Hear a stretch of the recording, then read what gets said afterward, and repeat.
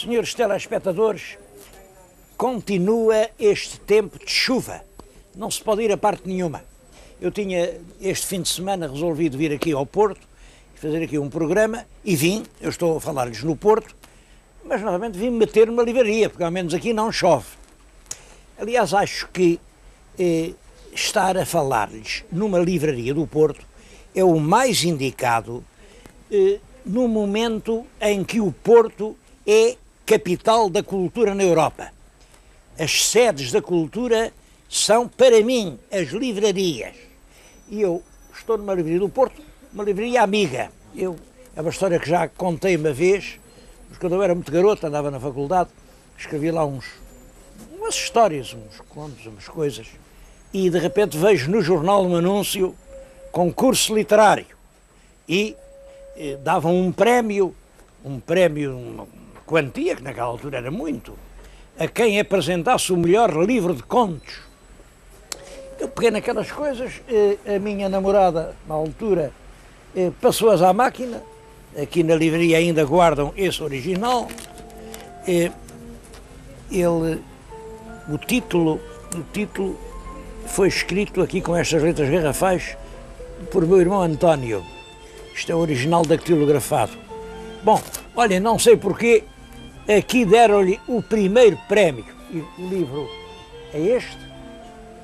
E foi desta maneira que eu comecei a escrever e entrei um pouco pela carreira das letras. Depois desisti, já sabem porquê, pois eu comecei a escrever em papel selado. Em papel selado escreve-se com muito mais facilidade, porque a gente já sabe as frases rigorosas que lá deve pôr. Se a frase for um bocadinho diferente, vem logo o juiz e diz que não está bem, e portanto, além disso, é uma prosa muito mais rentável. Isso levou-me a abandonar a literatura de ficção e é hoje com uma certa saudade e arrependimento que eu olho para este livro. Foi por isso que eu vi esta livraria, mas devo dizer que no Porto há muitas livrarias. Um número aproximativo é 30, cerca de 30 livrarias. Algumas livrarias enormes, com realmente uma enorme expansão. Esta é uma livraria que, mesmo assim, esta livraria, disseram há bocadinho, vende cerca de 70 mil livros por ano.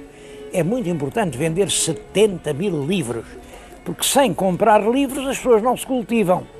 Eu cheguei aqui e perguntei se tinham o catálogo do Porto 2001, Capital da Cultura. Disseram não temos, tem aqui um, se o senhor quiser ver, está aqui um, enfim, que puseram ao meu dispor, mas realmente resolveram não vender o catálogo nas livrarias. Parece que quem o quiser comprar, há aí uns quiosques em duas grandes superfícies. Nas livrarias isto não está à venda. Bom, eu acho isto extremamente mau, porque temos que ter mais respeito pelas livrarias. São as livrarias que alimentam a cultura portuguesa. Podem crer que as livrarias fazem mais pela nossa cultura do que quantas universidades possam inventar. Vim aqui a esta livraria Latina Editora para falar da importância do livro como instrumento de cultura e para dizer uma coisa. Costuma-se falar muito, o Porto, capital do trabalho. Bom, e agora, ao abrir o milénio, aparece-nos o Porto, capital da cultura. Bom, aparentemente, parece uma linguagem diferente. Eu penso que não é. Penso que sem trabalho não há cultura. Na preguiça e na ociosidade, o que há é pedantismo, é vaidade tola. O Porto é realmente uma capital de cultura. O Porto tem uma capacidade livreira como nenhuma outra cidade do país. O Porto tem uma biblioteca pública municipal, ainda hoje espero lá ir, que tem tesouros que são a nata, são a base para fazer a história de Portugal. Portanto, penso que este título, Porto, capital da cultura, é inteiramente merecido. Mas não foi por acaso que os grandes escritores portugueses, desde desde o Garrett, que nasceu aqui, o Essa, que andou aqui no colégio, o Camilo, que por aqui viveu, o António Nobre, que creio que nasceu mesmo aqui na cidade. Enfim, a grande maioria dos grandes escritores portugueses são portuenses. Mas vamos dar uma volta pelo Porto, capital da cultura.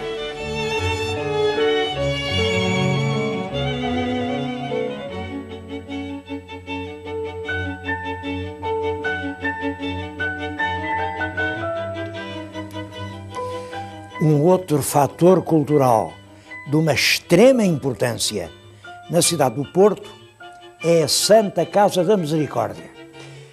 Pode dizer-se que é a mais importante Santa Casa da Misericórdia de todo o país, no sentido de que, é claro, a de Lisboa é maior, mas a de Lisboa está entregue ao Estado. Todas as misericórdias nasceram como privadas, mas algumas delas perderam essa natureza e hoje quem aguenta a Santa Casa de Lisboa é o Estado. A do Porto continua a ser inteiramente privada.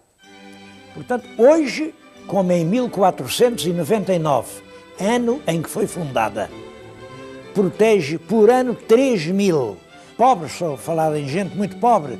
Além disso, a ação médica, clínica, em todos os ramos, é realmente enorme. Pode-se dizer que é a principal instituição de fazer bem da cidade do Porto.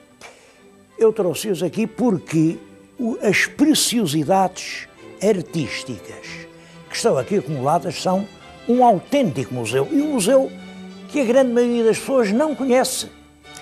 Mas venho falar-lhes diante de uma obra-prima, que é a Fons Vitae. A Fons Vitae é o quadro que está na nossa frente. Fons Vitae é uma expressão latina que significa a fonte da vida. Como veem, tem a imagem de Cristo crucificado e da chaga que foi feita com a lança jorra o sangue. Joga o sangue para uma espécie de grande pia batismal. Aquele sangue, segundo a tese do quadro, é que é a fonte da vida. Não sabemos ao certo a data, mas enfim, deve ser posterior a 1518. E é anterior à morte do rei Dom Manuel, visto que é o rei Dom Manuel que lá está. Está o rei Dom Manuel com uma rainha, como ele esteve casado com 3 mulheres. É claro, uma de cada vez.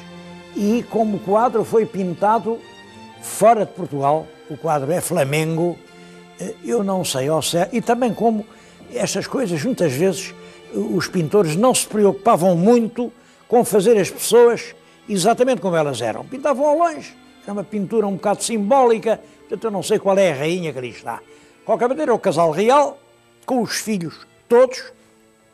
Deste lado estão os filhos varões, são os 7, que realmente o rei Dom Manuel teve. Do outro lado, as 2 filhas. E a toda a volta do quadro, uma série de figuras que, apesar de tudo quanto se tem estudado, nós não sabemos quem são. É um dos quadros mais enigmáticos e mais estudados, mas ao mesmo tempo menos conhecidos, da pintura flamenga existente em Portugal. De qualquer maneira, este quadro dá-nos bem uma ideia da estreiteza das relações que havia em Portugal, entre Portugal e a Flandres, no século XVI. Eu acho impressionante que esteja aqui a falar-lhes de um quadro flamengo no Porto, capital da cultura 2001, capital irmã da outra capital, que é Roterdão, uma cidade flamenga.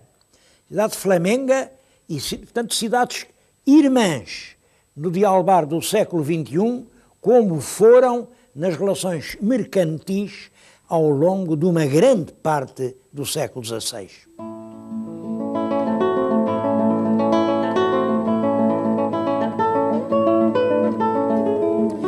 Agora estou na Biblioteca Pública Municipal do Porto, que é uma das maiores bibliotecas portuguesas e que tem realmente espécies extremamente interessantes. pedi para me permitirem consultar algumas, das mais raras. Tenho aqui na minha frente o Livro das Aves. O Livro das Aves é um códice iluminado, mas preciosamente iluminado, do século XII. Isto é contemporâneo do nosso Dom Afonso Henriques. Na iluminação predominam as aves, daí o nome de Livro das Aves. Este também é um pergaminho do século XII, é uma Bíblia. A iluminura é preciosa, isto visto ao pé impressiona. Suponho que esta Bíblia terá estado nas mãos do próprio São Teotónio, fundador de Santa Cruz de Coimbra, porque isto é da primeira metade do século XII. Portanto, é tão velho como Portugal. Quer este, quer aquele livro, vieram lá de Santa Cruz, porque depois das guerras liberais, quando foram extintas as ordens, o Alexandre Herculano, que era aqui segundo bibliotecário desta biblioteca, recebeu ordem para ir à biblioteca de Santa Cruz, que se sabia que tinha muitos séculos, que vinha desde os primórdios da nacionalidade, e trazer de lá para aqui tudo quanto entendesse. Ele escolheu 97 tesouros, 97 códices muito, muito valiosos, trouxe-os para aqui. Naturalmente que isso originou certos protestos em Coimbra, mas a verdade é esta: os 97 códices que vieram para aqui, trazidos pelo Herculano, ainda aqui estão todos intactos, bem conservados. O resto da livraria que ficou lá em Santa Cruz, olhem, não se sabe o que é feito dela. Outros livros preciosos, tenho aqui este, por exemplo, está aberto. Isto é o primeiro Atlas do Brasil. Eu tenho aqui, isto representa o recôncavo baiano. Está além a cidade do Salvador, a cidade então era aqui. É curioso que o Rio Vermelho passa fora da cidade, hoje é quase o centro, aqui a ilha de Itaparica, e aqui muitos lugares com nomes curiosos, enfim, a representar os primeiros tempos da ocupação portuguesa. Este livro é menos vistoso, mas é igualmente precioso. É claro, é o diário escrito durante a viagem de Vasco da Gama para a Índia. Ia a bordo um escrivão que todos os dias registava as ocorrências e que deixou este livro. É claro, eu sei que hoje esta leitura não é muito fácil para o leitor comum. Em todo caso, quem tiver curiosidade e gostar destas coisas, consegue entender bem. Eu peço ao senhor telespectador que se debruce comigo aqui sobre este texto e que leia. Eu vou acompanhá-lo com o ponteiro. Repare, nos partimos de Restelo um sábado que eram 8 dias do mês de julho, assim imediatamente, da dita era de 1497. Nosso caminho que Deus, Nosso Senhor, leixe acabar em seu serviço. Amém. Isto é escrito na hora em que os navios desfraldam as velas, vão começar a grande viagem e ele escreve: começa o caminho que Deus os deixa acabar. Claro que Deus só lhes deixou acabar o caminho para uma pequena parte. Eles eram cerca de 150, as aflições e sofrimentos foram tantos que só voltaram vivos cerca de 40. Mas foi esta viagem que mudou a face do mundo.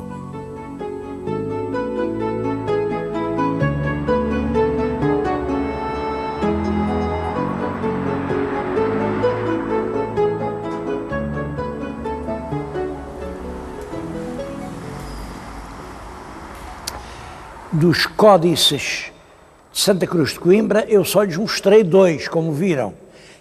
Quem quiser ver os outros 95, venha ao Porto em maio, porque vão fazer na Biblioteca Pública uma exposição, pela primeira vez na nossa história, uma exposição em conjunto dos 97 códices trazidos e salvos por Alexandre Herculano.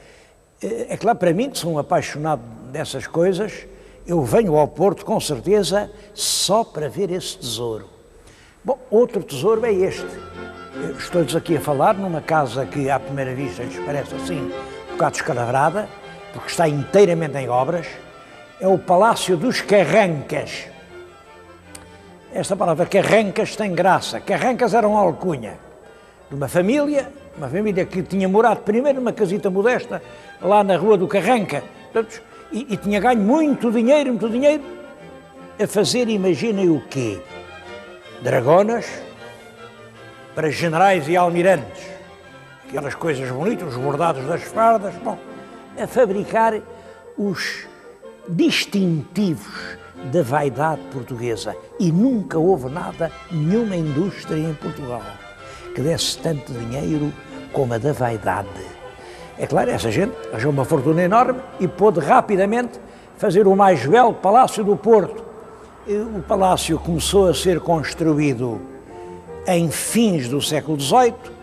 Em 1800 ele já estava pronto. Eles moravam aqui neste palácio e lá atrás havia um estabelecimento fabril onde continuaram a fazer galões e estrelinhas e cordões para os generais todos. Bom, enquanto duraram as fardas, durou a fortuna dos Carrancas.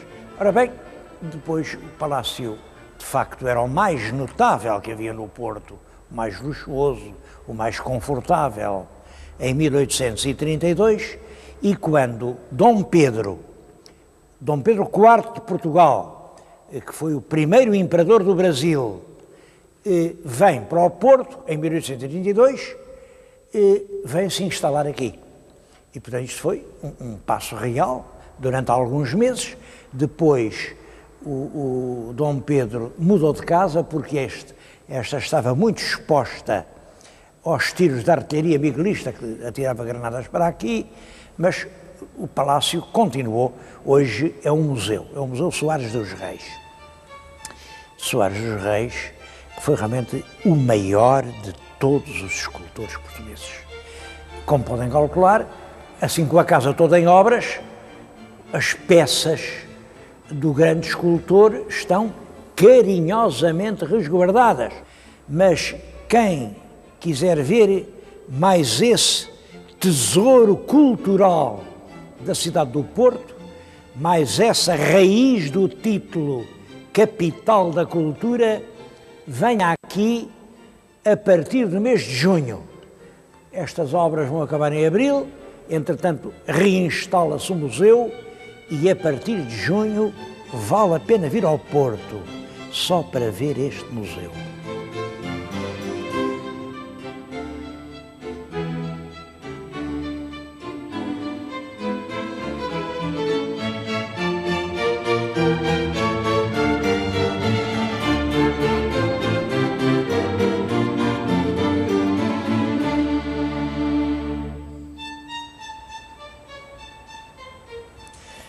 Sobre esta ideia de Porto, capital da cultura 2001, tem-se dito muita coisa.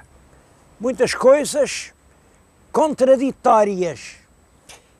Ainda há pouco tempo, há dias, eu ouvi na televisão, uma pessoa, aliás, muito respeitável, dizer que, no fundo, isto salvava-se o foguetório, não havia mais nada. Bom, foi realmente essa contradição e essa polémica que me trouxeram ao Porto, porque eu gosto de ter as minhas próprias ideias. Bom, e é isso que hoje lhes vou comunicar. Penso que a pessoa que disse isso, salva-se o foguetório, não tinha razão. Eu tenho nas mãos o catálogo com o programa cultural da Porto 2001. Bom, há aqui cerca de 500 iniciativas culturais, algumas extremamente importantes, outras menos. E há sobretudo um prefácio que eu gostei muito de ler, este prefácio da Presidente do Conselho de Administração de Porto 2001, em que dá uma explicação. Os responsáveis tiveram que escolher entre dois caminhos. Ou fazer uma linda festa, uma grande exposição, muita coisa, muita luz, muita barraca, pronto, e acabava o ano. Levantavam-se as barracas, ficava o lixo da rua, ou aproveitar a oportunidade e as verbas que naturalmente o Estado ia pôr ao dispor da cidade do Porto para conseguir uma cidade nova, fazer obras profundas. E nesta capital do Norte, que dedicou-se tanto ao trabalho, pode-se dizer que nestes últimos 150 anos o Porto esqueceu um bocadinho de ser bonito, fizeram-se artérias um bocado desequilibradas, espaços rasgados no centro da cidade, quer dizer, esta cidade estava a precisar de grandes obras de renovação, que a fizessem uma bela cidade do futuro. Bom, entre os dois caminhos, uma grande festa ou uma cidade do futuro, o que é que os responsáveis deviam escolher? Eles optaram pela cidade do futuro. Eu acho que optaram bem. Penso que talvez um dos grandes males do nosso tempo é estarmos a gastar com o presente o que devia estar a servir de alicerce do futuro. Claro, a cidade hoje está cheia de obras, cheia de valas, de buracos, de ruas fechadas, de gruas. E isso vai continuar todo o ano e para o ano, pelo menos até 2004. Bom, mas depois vão ver que os que vierem depois de nós vão agradecer ter-se posto o futuro à frente do presente.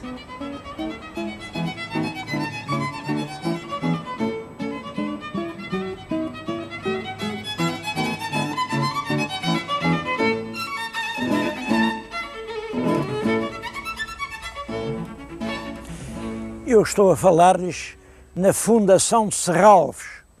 Aquele belo edifício onde estávamos era o museu recente do arquiteto Cisa Vieira. Isto é o grande parque, porque isto era uma quinta de um particular que em 1989 foi adquirido pelo Estado e fez-se aqui uma instituição cultural. A Fundação de Serralves pretende explicar às novas gerações a arte contemporânea. Bem, eu penso que isso é extremamente importante, porque a arte contemporânea nem sempre é fácil de decifrar. A gente nova tem uma certa tendência a passar ao lado e é preciso que isso não aconteça. A arte antiga preocupava-se muito com entrar dentro das pessoas. A arte moderna é mais egoísta e exige que as pessoas entrem por dentro dela. De qualquer maneira, é importante a gente entender a arte do tempo em que vive. E esse é o objetivo da Fundação Serralves. Houve um grupo inicial, a Câmara Municipal do Porto entrou nisso, entraram depois muitas entidades particulares, aliás a Fundação é particular, desde que existe já fez centenas de exposições. Pode-se dizer que Serralves tem sido o pulmão cultural da cidade do Porto. No catálogo, disse eu, há cerca de 500 iniciativas. Bom, eu vou-lhes falar apenas desta que acabo de visitar, que é uma exposição de pintura sobre a paisagem. São obras de grandes mestres sobre a paisagem que há no Museu Boijmans de Roterdão. tem obras extremamente interessantes. Eu tenho aqui o catálogo que foi editado. Os meus telespectadores costumam perguntar-me sempre qual é o preço do catálogo. Bom, neste caso, o catálogo custa 9.450 escudos e penso que é um catálogo que se vai esgotar depressa. Mas o melhor é não se contentarem com o catálogo. Vão à exposição. Vejam que há ali quadros que são impressionantes. E quem não vier agora ao Porto para os ver, não terá muitas outras oportunidades da vida para os encontrar. É claro, a não ser que vá a Roterdão, porque Roterdão partilha com o Porto, neste ano de 2001, o título de capital da cultura. Em Roterdão também há muito para ver, mas eu penso que no Porto há coisas diferentes.